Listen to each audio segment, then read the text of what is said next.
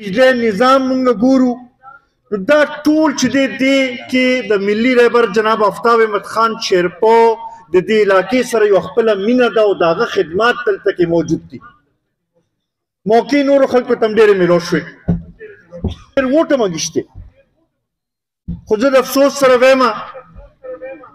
چې بیا د هغې نه پس د تنګي د خلکو تپوس یې نه دی کړی، د تنګي د مسایلو طرف ته توجه نه ده ورکړې، د تنګي ته چې کم حق ملاوېدل پکار و هغه حق یې دلته کې نه دی را رسولی. زه نن د تنګي د خلکو نه دا تپوس کوم او دا سوال ورته ږدمه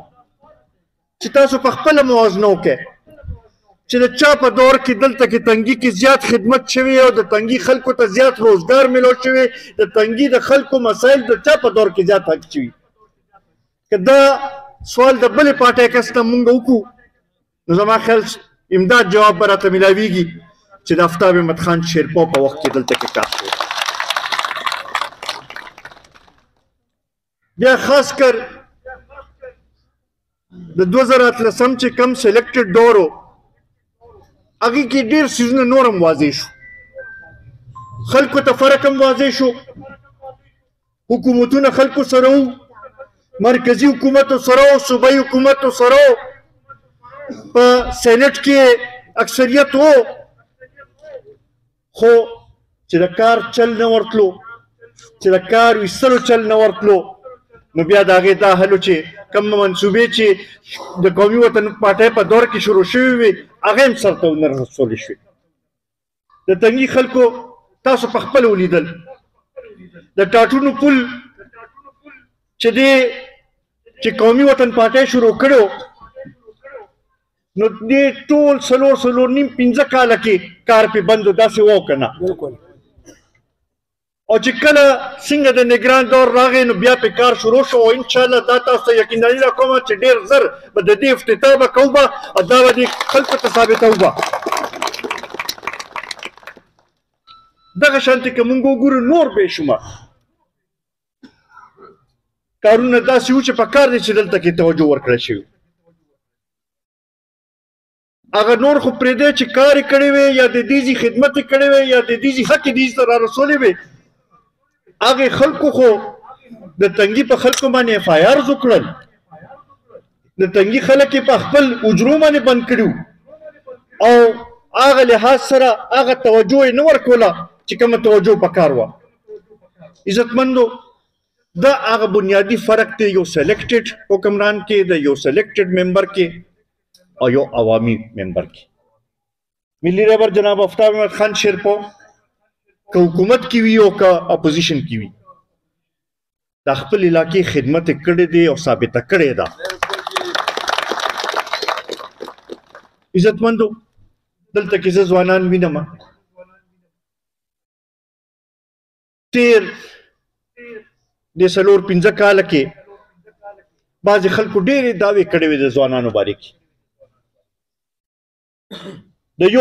کروڑ نوکرو ورکولو خبره یې کړې وه، 50 لکه کورونو جوړولو خبره یې کړې وه، د مدینې د ریاست بنیاد ایښودلو خبره یې کړې وه. نن زه تاسو نه تپوس کوم چې په هغې کې کوم یو شی سر ته ورسېد؟ د کرپشن ختمولو خبرې شوې وې، دا هم لومبنی ځل واورېدل په دې تېر دور کې چې په 1 لک روپۍ باندې یو سکیل نوکري خرڅېده او عام خلکو ته غریبانانو ته هغه شی نه ملاوېدو هغه لحاظ سره. عزتمندو په دې باندې سوچ کول پکار دی. زمونږ او ستاسو عزت هم شریک دی، دا علاقه زمونږ ټولو مشترکه ده او یو ځای به د دې علاقې د ترقۍ د سوکالۍ لپاره جدوجہد به کوو. که هغه شهید وطن حیات محمد خان شیرپو هغوی هم د دې علاقې د غریبانانو لپاره خپل د وینې قرباني ورکړې، خدمت یې کړې، تا د هغه خدمات هېڅ چا نه پټ نه دي. بیا د هغوی نه پس ته د ملي رهبر جناب آفتاب احمد خان شیرپو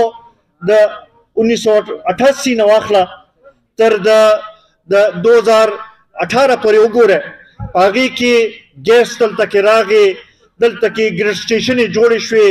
دلته کې هغه هسپتالونه جوړ شو چې یو وخت کې د پیښور نه مریضان راتلل او ویې به چې د تنګي په هسپتال کې به مونږ خپل علاج کوو، دا به دلته کې مشرانو ته یاد وي. ټیکنیکل کالج دلته کې جوړ شو او داسې ټیکنیکل کالج چې نن د هغې کې چې کوم بچي سبق وایي هغوی ته ډېر ښه ادارو کې چې دی نوکری میلاویږي. نو عزتمندو زما خیال دی د تنګي خلکو مخامخ لاره ډېره واضح ده. یو طرف ته هغه خلک دي چې د دروغ وعدې کوي، یو طرف ته هغه خلک دي چې ووټ واخلي او د هغې نه پس ته بیا د خلکو تپوس نه کوي، بل خواته د قومي وطن پارټۍ کارکنان دي چې هر وخت یې ولاړي ستاسو د خدمت لپاره م ولاړي، ستاسو په غم ښادۍ کې هم شریک کېږي او چې کله وخت راشي د ترقیاتي کارونو لپاره هم هر وخت یې تاسو ته حاضري، ستاسو د خدمت لپاره هر وخت یې حاضري. زه د تنګي خلکو ته دا درخواست کوم چې تاسو راپاسئ، راځئ چې د ملي رهبر جناب آفتاب احمد خان شیرپور لاس مضبوط کو چې خپل دا علاقه چې ده دا د پسماندګۍ نه وباسو، خپل دا علاقه چې ده دا د ترقۍ په لار روانه کړو، خپل بچو له روزګار دلته کې روړو، خپل بچو مستقبل چې دی هغه روښانه کړو. دغه لپاره راځئ راپاسئ چې دې ځل په 8 فروری 2024 چې دی موږ خپل دا ووټ چې دی دا د ډیوې په حق استعمال کړو چې دا ډیوه دلته نه بله شي، د هغې رڼا سره به د تنګي مسایل به حل کېږي، به د 400 مسایل به حل کېږي، به د خیبر پښتونخوا مسایل به حل کېږي. به انشاءالله عزتمندو زه وینم چې ډېر لوی په تنګي کې تبدیلي راغلې ده. زه د تنګي تنظیم لم مبارکي ورکوم، د تنګي دلته کې ناست مشرانو ټول له مبارکي ورکوم. دا تمه ترې لرمه چې اوس به کور په کور کوڅه په کوڅه به ګرځو، هر یو پښتون ته هر یو کس ته به ځان به رسو به او هغوی ته به دا درخواست کوو به چې دې ځل راځئ چې د ملي رهبر جناب آفتاب احمد خان شیرپور لاس د تنګي د ترقۍ لپاره مضبوط کړو، د تنګي د مسایلو د حل لپاره مضبوط کړو. عزتمندو هغه ملګرو هغه خلکو چې چا نن موږ سره شمولیت اختیار کړو د هغوی یو ځل بیا مشکور یم، ستاسو ټول هم ډېر زیات مشکور یم چې په دې لنډ تنګ وخت کې رالی او په دې پروګرام کې شریک شوی. بیا خصوصا خپل هغه ځوانان چې دلته کې موجود دي او په ګڼ تعداد کې موجود دي د هغوی ډېر زیات مشکور یم. هغوی ته دا وایم چې انشاءالله دا یقین تاسو ساتئ، دا تاسو سره دې سټیج نه موږ واده کوو، دا تاسو سره موږ لوز کوو چې ستاسو اعتماد ته موږ ټیس نه رسوو به څنګه چې شهید وطن حیات محمد خان شیرپور ستاسو خدمت کړی او چې موقع راغله نو د خپل وینې قرباني یې ورکړه خو تاسو نه وروسته شوي نه وو. موږ تاسو سره دا لوز کوو چې ستاسو د خدمت لپاره ستاسو د مسایلو د حل لپاره به هر وخت حاضر به یو او چې ضرورت راغی د سر قرباني به ورکوو خو تاسو نه وروسته کېږو به نه انشاءالله. هغه وخت لري نه دی، دا یو څو میاشتې دي، دا زمونږ د کار ورځې دي، دا زمونږ